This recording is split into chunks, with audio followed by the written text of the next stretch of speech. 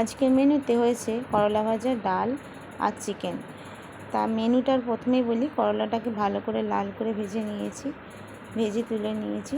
আবার পেঁয়াজ ভেজে, এটা হলো ডাল, কিসের ডাল বলতো, কাঁঠালের আঁটির ডাল।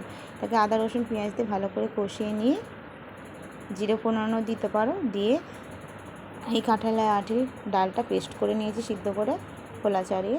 এবার গরম মশলা, ঘি গরম মশলা দিয়ে সাম্বার দিয়ে দিলাম, দিয়ে ঢেলে দিয়ে নাড়াচাড়া করে ডালটা ফুটে গেলে নামিয়ে নেব। আর যে যেমন গাঢ় ডাল বা পাতলা খেতে চাও সেই রকম বুঝে জল দেবে, দিয়ে ফুটিয়ে নামিয়ে নেবে। ঘি গরম মশলা দিলে খুবই টেস্টি হয়। আর নিরামিষ করলে নিরামিষও করা যায় আদা ও ঘি গরম মশলা দিয়ে। আমরা আদা রসুন পেঁয়াজ দিয়ে করেছি। এবার পেঁয়াজটা ভাজতে দিয়েছি মাংস কষার জন্য। আদা রসুন পেঁয়াজ ভাজা হয়ে গেলে মাংসটা দিয়ে দিলাম। চিকেনটা ম্যারিনেট করে রেখেছিলাম, দিয়ে একটু চাপাতে মাংসটাও কষিয়ে নিলাম।